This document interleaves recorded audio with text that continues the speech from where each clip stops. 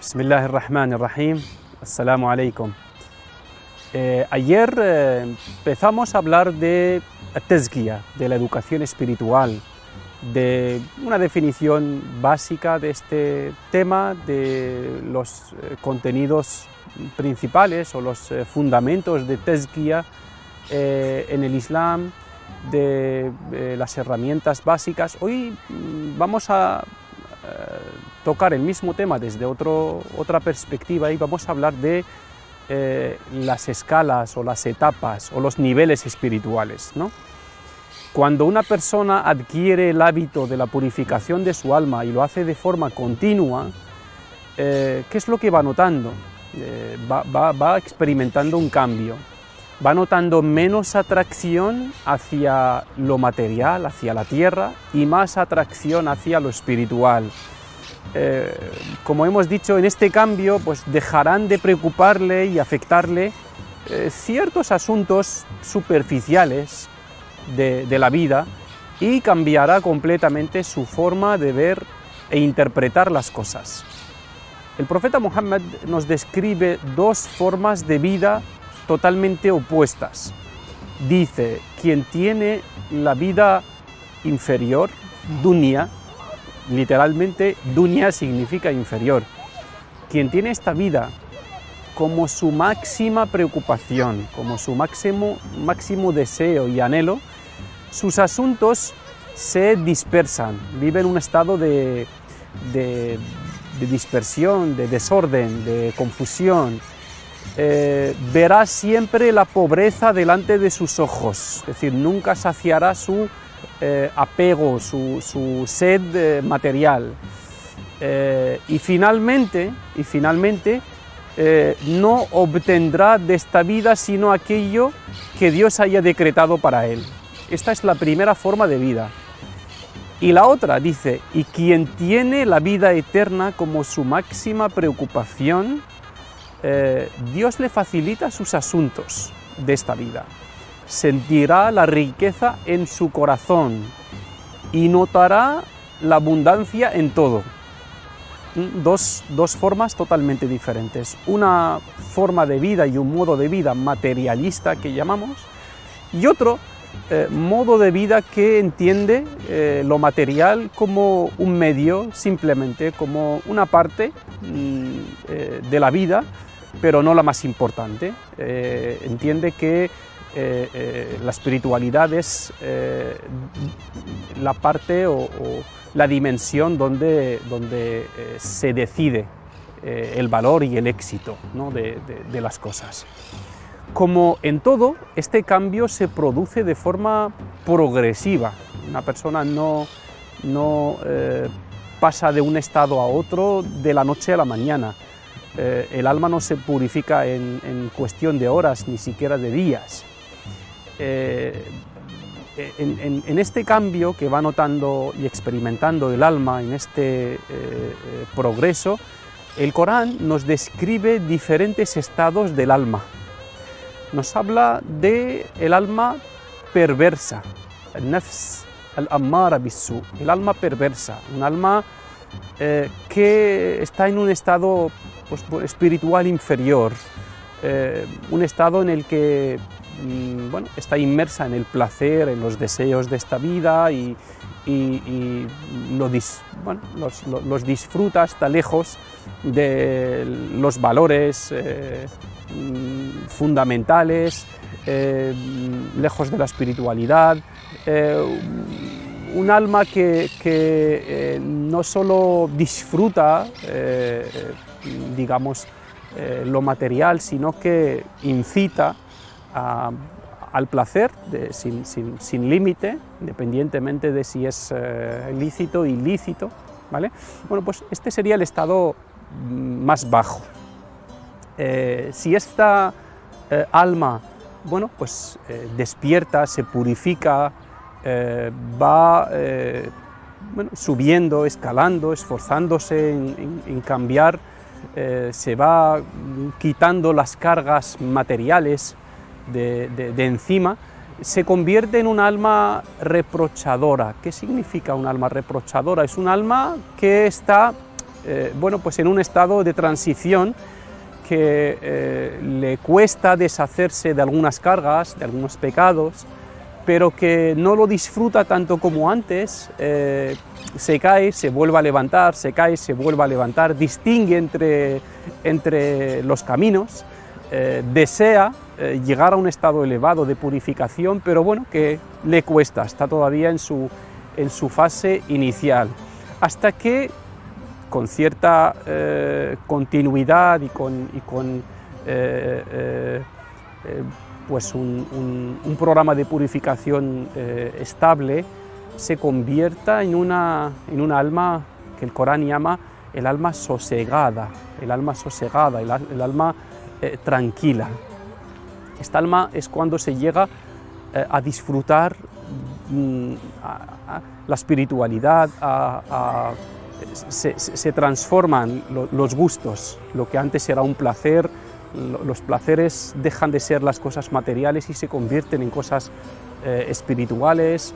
El enfoque es otro, dirigido hacia una visión más completa que engloba esta vida y el más allá. Esta es el alma sosegada, ¿no? Un estado, podemos decir, aceptable de purificación, de un alma libre de las ataduras materiales, de los pecados. Y luego hay un estado, podemos llamarlo el sobresaliente, ¿no? Cuando el alma se convierte en un alma complacida con la cercanía de Dios, un alma que goza, que disfruta esa relación con Allah de amor, de complacencia, que está por encima de la dimensión material, y que el profeta Muhammad describe en un hadith, que es un hadith qudsi, en el que Allah dice que cuando una persona se va acercando a Allah, llega a un estado en el que esa persona dice Allah: yo seré su mano con la que actúa, sus ojos con los que ve, sus oídos con los que oye. Termina contando con Allah en todo, con la luz de Allah, con el apoyo de Allah, con la protección de Allah, y esto es lo que hemos llamado en otros términos la personalidad rabbaniyya, cuando una persona se adquiere un estado de cercanía y de vínculo estrecho con Allah, ¿no? Es lo que podemos llamar el alma complacida, que no ve más que Allah y su complacencia y su agrado y su amor en todo lo que hace, en todo lo que le rodea, y dejan de preocuparle otras cosas. Bueno, esta sería una descripción, como una hoja de ruta que atraviesa el alma en su camino de crecimiento espiritual y de purificación interior, que dependiendo de la persona puede este camino llevar meses, años o décadas, porque es un camino mucho más complejo, mucho más largo, mucho más difícil de lo que estoy describiendo en 3 o 4 palabras, ¿no? Bueno, este es un enfoque. Si hablamos de las escalas espirituales, de los niveles espirituales, este es el enfoque de el estado del alma, ¿no? El alma cómo se va transformando, la persona cómo se va transformando, ¿no? Que empieza siendo una persona materialista, egoísta, y llega a ser una persona, pues, que supera totalmente la dimensión material de las cosas y se transforma en una persona rabbaniyya, que adquiere el adjetivo de la divinidad, en el sentido que, como hemos dicho, de una persona hecha por y para Dios, con esa única inquietud que le ocupa en todos los momentos y en todos los lugares. Y luego veremos y hablaremos de las escalas espirituales desde otra dimensión, que es el de los estados espirituales, no del alma, sino de los estados espirituales o las escalas espirituales que encontramos descritas en los libros de espiritualidad islámica.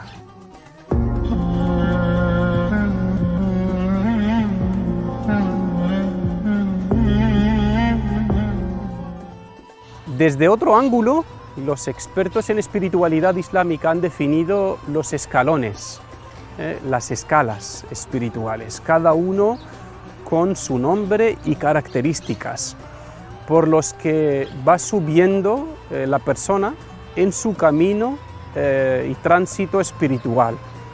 Se llaman el maqamat o el manazil o el madarij, reciben diferentes nombres, diferentes términos, pero todo viene a decir estaciones, escalas, ¿vale?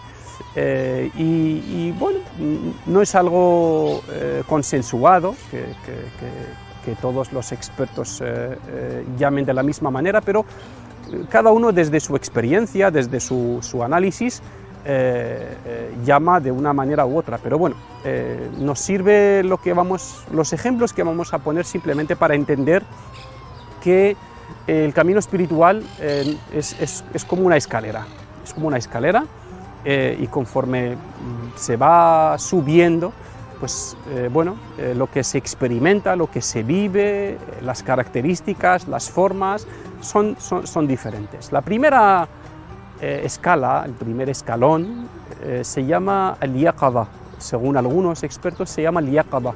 Al-yaqadha viene a decir el despertar. Es decir, es el primer escalón, cuando el corazón se despierta, cuando el corazón, después de un tiempo dormido, alejado, distraído, se despierta de su sueño y decide emprender este camino espiritual, porque el camino espiritual es un camino que se hace con los corazones y no con los pies. Entonces, el primer paso, el primer escalón lo llaman al-yaqadha. El segundo, bueno, algunos lo llaman at-tawbah. At-tawbah, que se puede interpretar como la vuelta y el arrepentimiento, cuando una persona se despierta y empieza a ver la realidad de la vida, del más allá, de lo que ocurre, ¿no? A su alrededor de una manera real. Bueno, se arrepiente, decide cambiar, compensar el tiempo perdido, lejos de Dios, ¿vale? Siente como una especie de arrepentimiento por haber estado todo este tiempo distraída, alejada de Dios, inmersa solo en lo material. Bueno, pues siente pues ese tiempo perdido, ¿no? Y la llaman at-tawbah, decide cambiar, decide hacer tawbah, arrepentirse, volver a Dios, reconectar con su Creador, etc. Y luego viene una etapa que llaman al-basira, que es un cambio de visión, dejar de ver las cosas con los ojos, porque los ojos solo ven lo material, y empezar a ver con la conciencia, empezar a ver la dimensión completa de las cosas, una visión que incluye lo material y lo espiritual, que incluye esta vida y la otra vida, empezar a ver los conceptos y volver a definir los conceptos, el concepto del éxito, del fracaso, del bien y el mal, del retroceso, del avance, de la ganancia, de la pérdida, empezar a tener basira, pues, tener una visión completa de las cosas, de los conceptos, a valorar las cosas por su valor real, no solo por su valor material. Siguiente paso, o uno de los siguientes pasos o escalas, se llama shukr, la gratitud. Aprender o sentir un estado de gratitud continuo con Allah, después de un periodo de reflexión sobre lo que uno tiene, sobre lo que uno ha vivido, sobre lo que a uno le queda por vivir. Empieza a ver los dones de Allah por todas partes y a sentir una necesidad de agradecimiento a Dios que es imposible de cumplir. Empieza a sentirse incapaz de agradecer a Allah por todo lo que le da, por todo lo que tiene, incluso por lo que le quita, por todo. Y esa sensación de gratitud es la que luego se transforma en acción. Intenta agradecer a Dios no solo con la palabra, sino haciendo acciones que, bueno, de alguna manera para agradar a Dios o para agradecer a Dios. La siguiente etapa, el siguiente escalón es la paciencia. La paciencia, que es una fuerza para permanecer en el camino, para no retroceder, una resistencia, una lucha, ¿no? Una firmeza para seguir avanzando hasta el final, no retroceder, porque bueno, a veces vienen momentos bajones, momentos de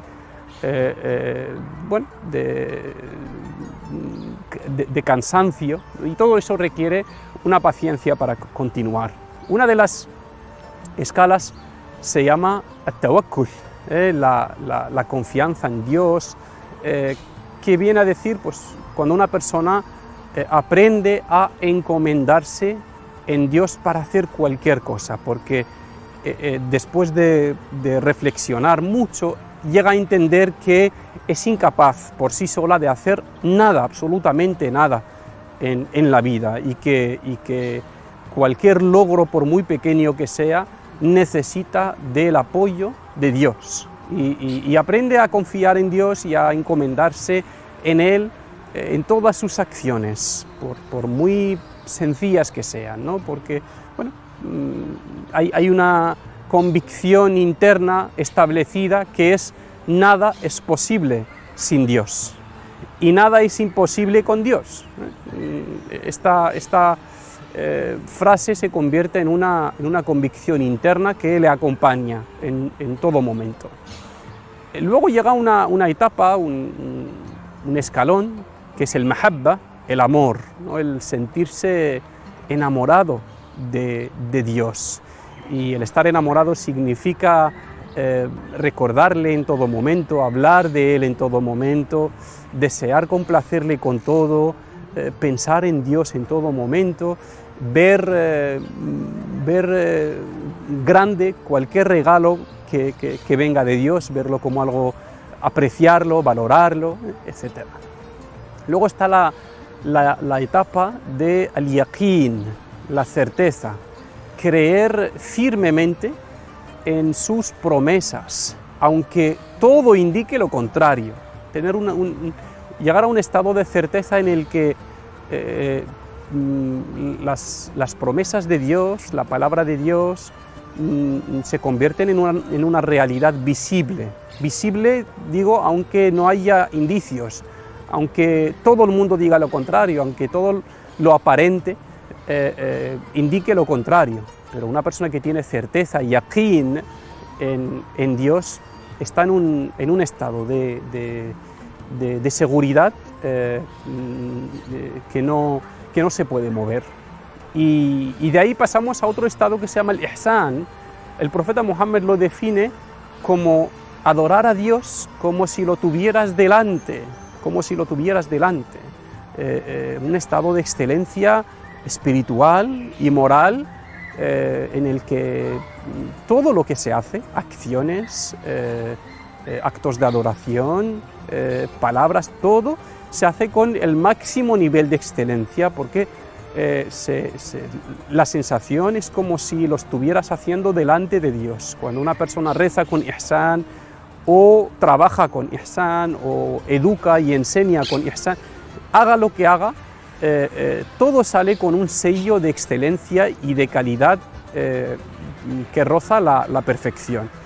Y por último, hay muchos expertos que sitúan el ar-rida, la satisfacción, como el estado espiritual más alto, que consiste en estar complacido con Dios y aceptar todo de Él, incluso las pruebas difíciles que pueden ser una enfermedad, que pueden ser perder a un ser querido, que pueden ser cualquier desgracia de la vida.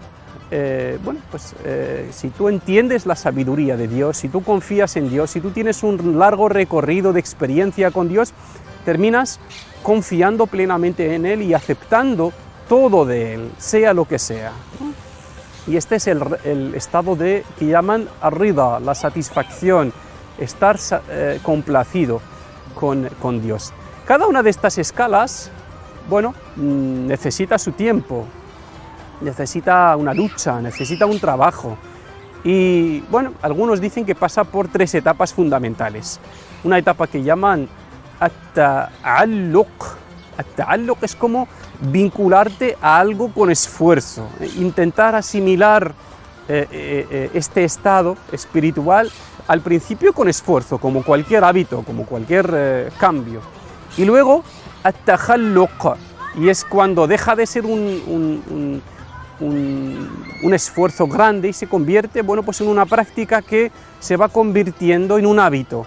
Y por último, dicen que hay una etapa final en la que terminas dominando este estado espiritual y que es at-tahaqquq, es realizar algo de forma natural, cuando el amor a Dios te sale sin esfuerzo, cuando la confianza en Dios te sale sin ningún esfuerzo porque ya lo tienes dominado, adquirido.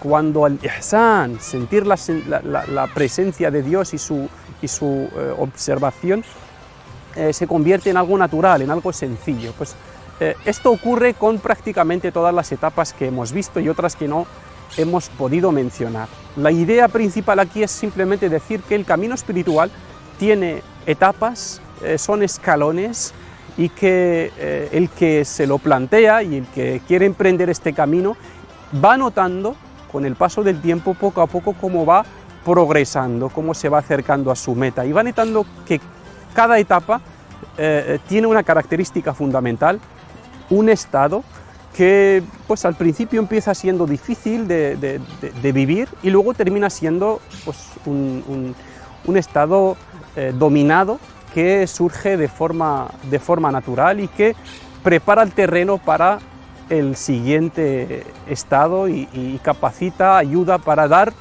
el siguiente salto en las escalas de la espiritualidad.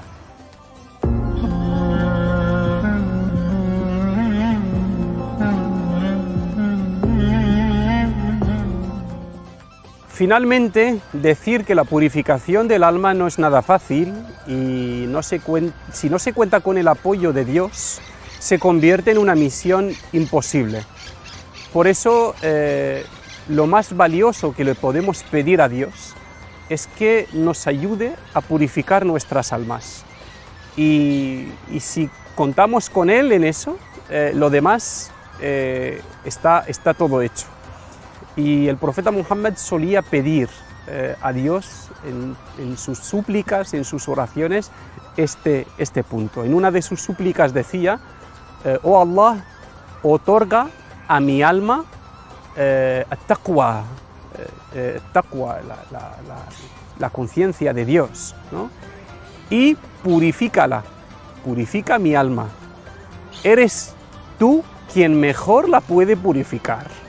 La mejor purificación del alma es la que proviene de Dios, es la que procede de Dios, es la que se hace contando con la ayuda de Dios, con su orientación, como todo en la vida. Y al final dice: tú eres su dueño y su Señor. Esta súplica es una súplica muy completa. Yo os aconsejo incorporarla a nuestras súplicas estos días de Ramadán. Oh Allah, otorga a mi alma taqwa. Y si Dios te da taqwa, te permite sentir su presencia, te permite tenerle presente en todo momento, permite que tu conducta esté observada y esté vigilada por Dios y guiada por Dios. La segunda parte: purifica mi alma, porque tú eres quien mejor la puede purificar.